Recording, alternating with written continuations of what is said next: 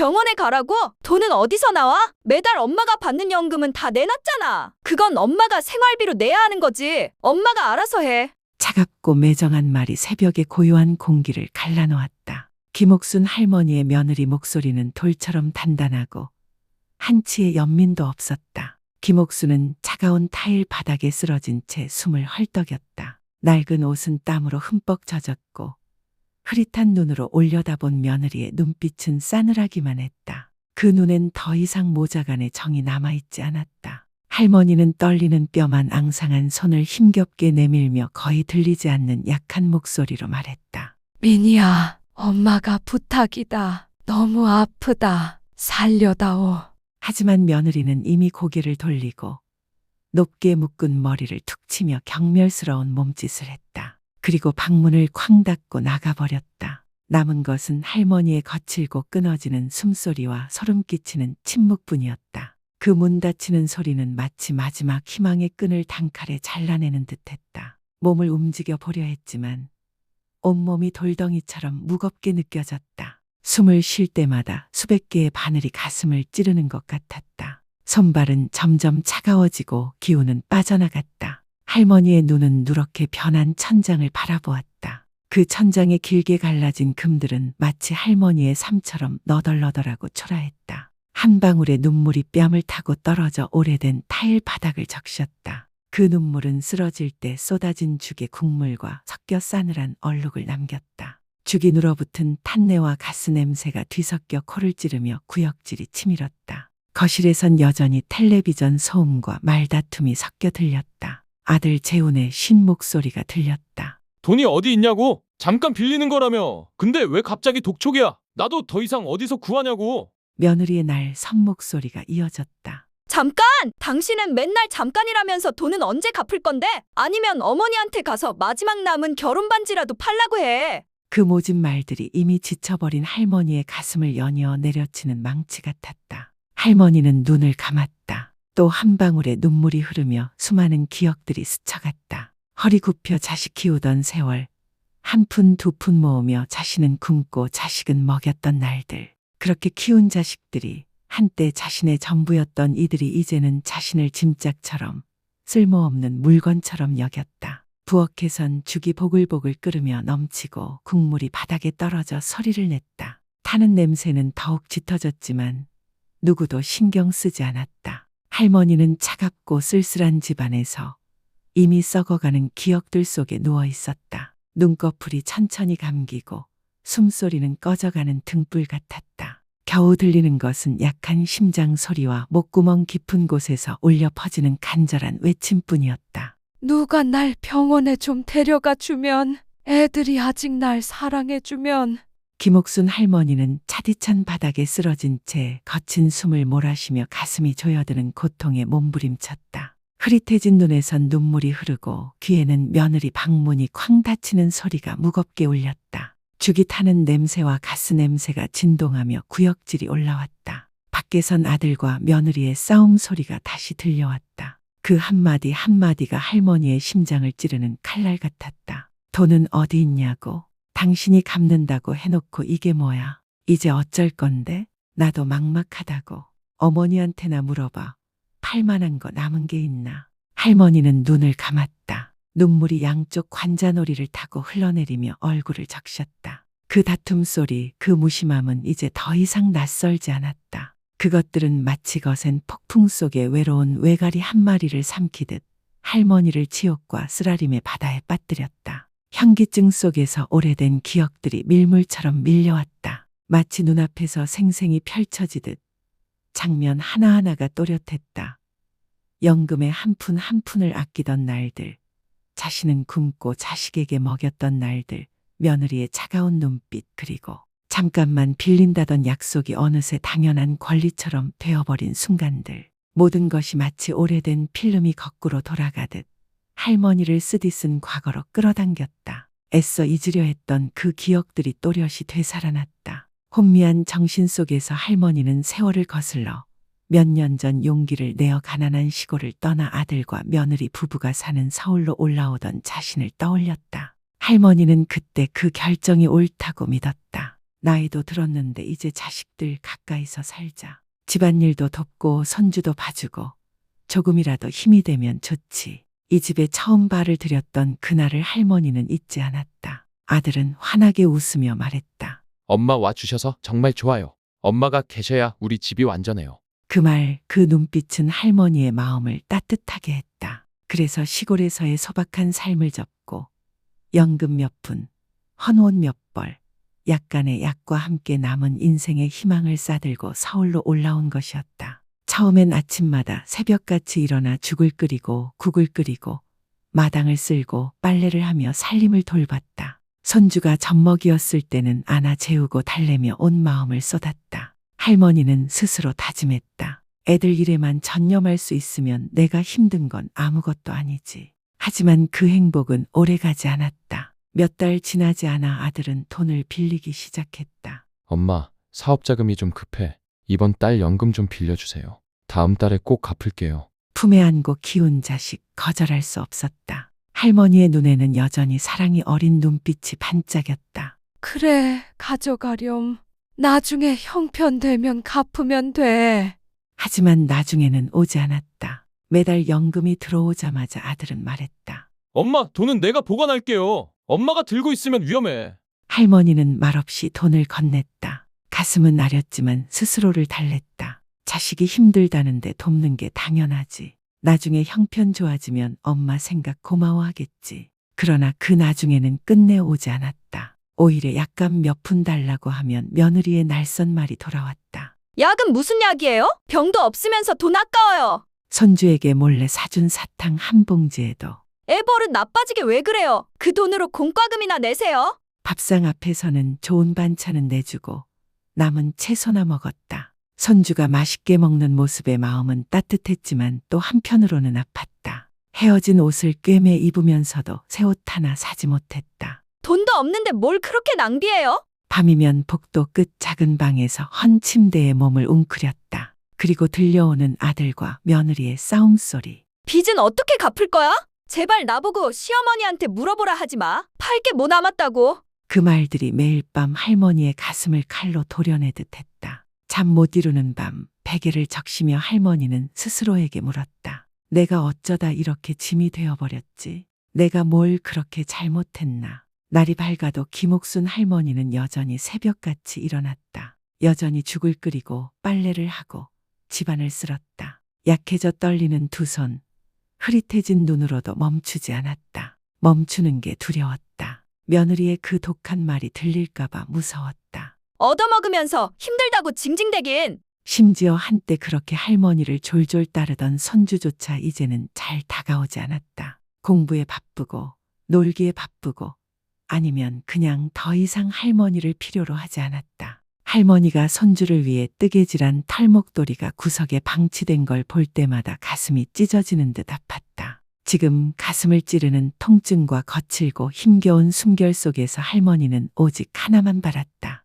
한 번만, 단 한 번만이라도 애들이 엄마 괜찮으세요? 하고 물어봐 준다면, 누군가 이 손을 잡아 일으켜 준다면. 하지만 밖에는 오직 싸움소리, 시끄러운 TV 소리 그리고 차갑고 낯설어진 집안의 공기만이 감돌 뿐이었다. 아침에 싸늘한 바람이 살짝 열린 창틈을 타고 복도를 스쳤다. 김옥순 할머니는 몸을 살짝 떨며 정신을 가다듬었다. 가슴의 통증은 여전하고 숨도 고르기 힘들었지만 이제 마음속에는 처음에 그 절망 대신 다른 무언가가 싹트고 있었다. 그건 지금껏 참아온 시간들이 너무 길었다는 깨달음이었다. 연금의 한 푼, 땀방울 한 방울, 굶주림과 고단함 속에 모은 그 모든 것이 너무도 당연한 것처럼 여겨져 왔다. 단지 나이가 들고 힘이 빠졌다는 이유만으로 무가치한 빛처럼 취급받아온 세월. 할머니는 더 이상 이 집에서 숨을 거두고 싶지 않았다. 이곳은 한때 쉼터였으나 이제는 냉대와 멸시의 감옥일 뿐이었다. 싸늘한 눈빛, 날카로운 말이 마지막 숨마저 덮는 것을 원치 않았다. 약한 심장 소리가 간절히 속삭였다. 일어나자 남은 힘이라도 나를 위해 쓰자. 더는 짓밟히지 않도록. 떨리는 손이 조심스레 탁자를 붙잡았다. 낯익지만 이제는 싸늘하게만 느껴지는 부엌. 수년 동안 정성 들여 끓였던 국, 차, 그 모든 것이 이제는 자신을 가두는 벽처럼만 느껴졌다. 할머니는 숨을 깊게 들이쉬었다. 힘들었지만 마음은 단단히 굳어졌다. 더 이상 기다리지 않겠다. 남은 삶을 위해, 마지막 자존을 위해 자신에게 돌아와야 할 것을 되찾겠다. 아침 햇살이 나무 사이로 스며들어 할머니의 여윈 얼굴을 비쳤다. 녹슬고 오래된 철문 앞에 선 할머니의 마음엔 수많은 감정이 교차했다. 아픔, 서러움, 그리고 한 줌의 미련. 하지만 할머니는 떨리는 두 손을 꼭 쥐며 다짐했다. 그만하자, 옥순아. 이제는 스스로를 구해야 할 때야. 그 밤 할머니는 한숨도 자지 못했다. 복도 끝 작은 방에서 흐릿한 전등 불빛 아래 주름진 얼굴이 더욱 쓸쓸히 드러났다. 머리맡에 낡은 액자엔 남편이 어린 아들을 안고 환히 웃던 모습이 담겨 있었다. 한때 그 눈빛은 세상 가장 따뜻했는데 이제 그 아들의 마음은 언제 그렇게 식어버린 걸까? 새벽이 오자 할머니는 일어섰다. 다리는 저리고 아팠지만 그럼에도 조심스레 집을 나섰다. 아들과 며느리가 깨기 전 단 한마디도 더 듣고 싶지 않았다. 그 싸늘한 눈빛조차 보고 싶지 않았다. 할머니는 남편의 옛 전우가 사는 동네 구석 작은 집을 찾았다. 백발이 성성한 그는 할머니를 보자 놀란 눈을 했다. 세상에, 옥순 씨, 이게 어찌 된 일이오? 할머니는 슬프게 미소 지으며 갈라진 목소리로 말했다. 영감, 제발 도와줘요. 이젠 이렇게는 못 살겠어요. 제 이름으로 남은 재산, 연금, 제 권리를 되찾고 싶어요. 저 혼자 살아가고 싶어요. 그는 잠시 말이 없더니 할머니의 마른 손을 꼭 잡았다. 알겠소. 내가 도와줄게. 누구도 당신의 평생 수고를 빼앗을 수는 없어. 그 뒤 며칠 그는 아는 변호사와 함께 묵묵히 할머니를 도왔다. 관공서, 은행, 연금공단을 오가며 서류를 준비하고 서명을 할 때마다 할머니의 마음은 아프면서도 한결 가벼워졌다. 수십 년 할머니는 오직 참으며 살았다. 하지만 이제야 깨달았다. 참기만 하면 더 깊이 짓밟힐 뿐이라는 것을. 어느 날 오후 모든 서류 처리가 끝난 뒤 김옥순 할머니는 낡은 버스 정류장 옆에 앉아 사람들의 분주한 발걸음을 바라보았다. 손에는 빛바랜 청가방 하나가 들려 있었다. 그 안에는 낡은 옷 몇 벌, 오래된 가계부, 그리고 고향 땅을 팔아 마련한 얼마간의 돈이 전부였다. 그 땅은 언젠가 늙어 돌아갈 마지막 안식처로 남겨두었던 곳이었다. 할머니는 가계부 가장자리를 손끝으로 쓰다듬었다. 고르고 단정하게 적힌 작은 숫자들이 오랜 세월 동안의 검소함과 절약의 흔적이었다. 눈물이 한 방울 뚝 떨어져 종이를 적시며 흐릿하게 번졌다. 이번 달 연금 아들에게 줌.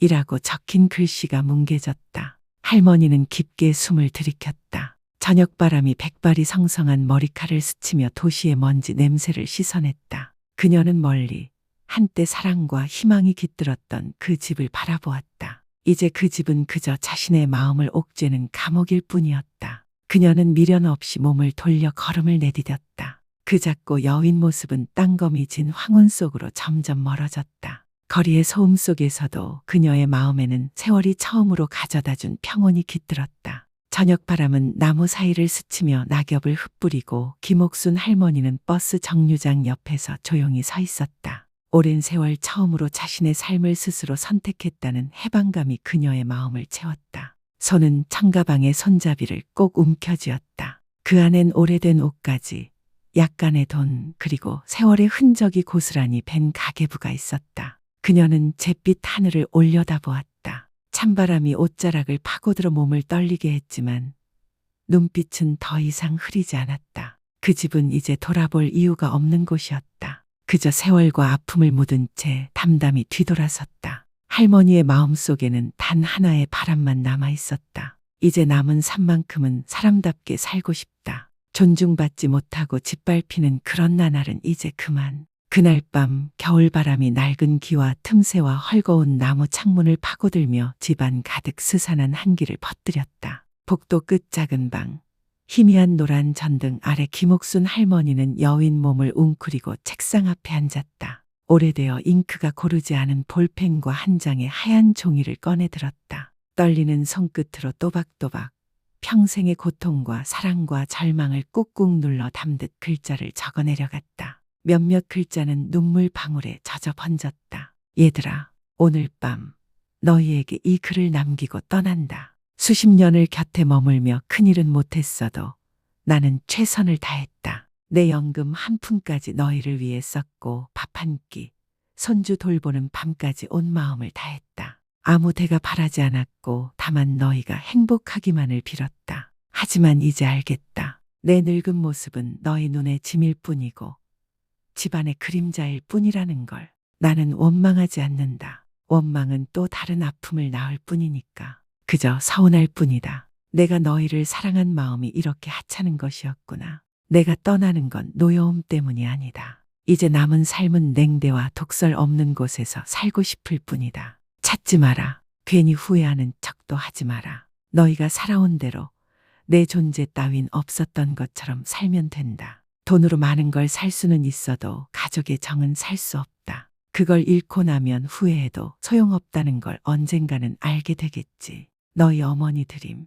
할머니는 편지를 책상 위에 놓았다. 그 옆엔 손주 첫 겨울을 위해 밤새 떠주었던 이제 빛바랜 털목도리가 있었다. 오랫동안 누구의 관심도 받지 못한 채 서랍 속에 방치되었던 그것처럼 그녀 자신도 그랬음을 문득 느꼈다. 할머니는 낡은 외투를 걸치고 청가방을 손에 들었다. 문을 조심스레 열고 차가운 복도를 따라 발걸음을 옮겼다. 발걸음마다 오랜 인내와 쓰라림이 묻어났다. 아들 방 앞에 멈춰 섰지만 문틈 넘어 고른 숨소리만 들릴 뿐이었다. 입술이 떨리며 마지막으로 부르고 싶었다. 얘야. 그러나 할머니는 이내 고개를 돌리고 조용히 집을 나섰다. 조심스럽게 대문을 닫고 한 발 한 발 어둠 속으로 사라졌다. 노란 가로등 불빛 아래 젖은 보도를 따라 그 모습은 점점 멀어져 갔다. 그 한 걸음, 한 걸음이 오랜 세월의 고통과 서러움을 내려놓는 걸음이었다. 아무도 몰랐다. 그 집, 그 가족은 여전히 잠에 잠겨 있었고 그들의 엄마, 그들의 할머니는 그렇게 모든 걸 뒤로한 채 떠나고 있었다. 순간의 당황, 한 박자 놓친 심장 박동. 갑자기 그 큰 집이 어찌나 공허하고 차갑게 느껴지는지 두 사람은 숨이 막힐 듯했다. 그날 아침 겨울의 옅은 햇살이 창문을 스쳐 방 안으로 들어와 테이블 위에 가지런히 놓인 편지와 빛바랜 털목도리를 비쳤다. 더는 부엌에서 죽이 끓는 소리도 새벽부터 부지런히 집안을 돌보던 늙은 어머니의 조심스러운 발소리도 들리지 않았다. 집안은 무서울 정도로 고요했다. 재우는 멍하니 거실로 나왔다가 테이블 위 낯선 편지와 목도리를 보고 걸음을 멈췄다. 그는 떨리는 손으로 편지를 집어들었다. 한 글자, 한 글자 눈에 담길 때마다 그 속에 눈물과 고통이 고스란히 전해지는 듯했다. 얘들아, 오늘 밤 너희에게 이 글을 남기고 떠난다. 재훈의 손은 점점 더 세게 편지를 쥐었고 목에서는 믿기지 않는 듯한 중얼거림이 새어나왔다. 그때 민희도 나와 남편 등 뒤에 섰다. 늘 차갑던 얼굴이 창백해졌다. 그녀는 한마디도 하지 못한 채 그 편지의 글자 하나하나가 가슴을 파고드는 듯 멍하니 서 있었다. 마지막 문장에 이르자 돈으로 많은 걸 살 수 있어도 가족의 정은 살 수 없다. 그것을 잃고 나면 후회해도 늦는다. 편지가 재훈의 손에서 힘없이 바닥으로 떨어졌다. 창문 틈으로 새어든 아침바람이 그 편지를 살며시 날렸다. 무겁고 먹먹한 침묵이 집안을 뒤덮었다. 재훈은 휘청이며 뒷걸음쳤고 눈빛은 공포에 질렸다. 엄마 어디 계세요? 엄마. 그는 정신없이 대문을 열고 거리로 뛰쳐나갔다. 찬바람이 얼굴을 스치고 새벽 이슬의 냄새가 온몸을 감쌌지만 그에게는 오직 요동치는 심장과 거친 숨결 그리고 가슴 깊이 차오르는 두려움만이 남았다. 그는 사람들에게 물었고 골목마다 찾아 헤맸지만 이미 새벽 인파 속에 스며든 헌 외투를 걸치고 청가방을 든 늙은 여인을 본 이는 없었다. 민희는 대문 앞에 선 채 꼼짝하지 못했다. 바람이 그녀의 창백한 볼 옆 머리칼을 흩날렸다. 언젠가 아침마다 시어머니의 발걸음을 더는 보고 싶지 않다고 생각했는데 이제 그 바람이 이루어진 순간 가슴은 텅 비고 아프기만 했다. 그 시각 잠에서 깬 손주는 졸린 눈으로 방을 두리번거리며 말했다. 할머니 어디 계세요? 할머니, 나 일어났어요.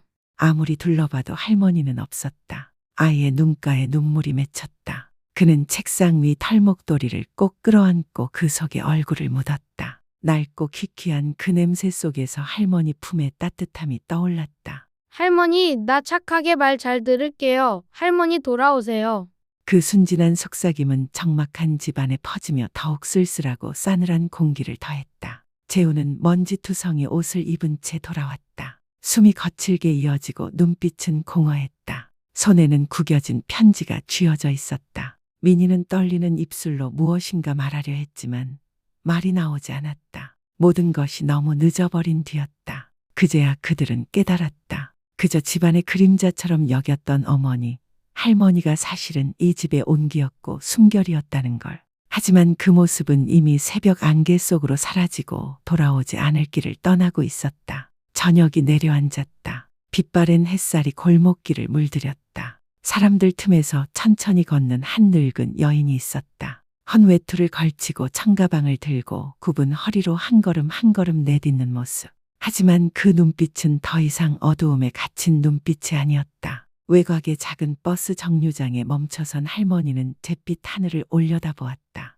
찬바람이 옷자락을 스쳤지만 몸을 떨지 않았다. 그 눈 속에 작지만 단단한 빛이 스며 있었다. 어디로 갈지는 몰랐지만 무엇을 기다리고 있는지도 몰랐지만 그녀는 처음으로 자기 길을 스스로 선택한 것이었다. 멀리 들녘에는 연초록 이삭이 바람에 흔들리고 저녁 새소리가 희미하게 들려왔다. 할머니는 미소 지었다. 가벼운 미소였다. 비록 바람은 차갑고 세월은 무거웠지만 마음만은 그 어느 때보다 홀가분했다. 그리고 그 집안에서는 아직도 엄마, 엄마라는 재훈의 절박한 외침이 메아리치고 있었다. 아이는 창가에 앉아 청가방과 털목도리를 안고 먼 길 어딘가를 허망하게 바라보았다. 바람은 또 한 번 불어와 낙엽을 흩날리고 테이블 위 편지의 마지막 글귀는 눈물 자국에 번진 채 남아있었다. 어딘가 세상 한켠에서 그 어머니는 여전히 조용히 걸음을 옮기고 있습니다.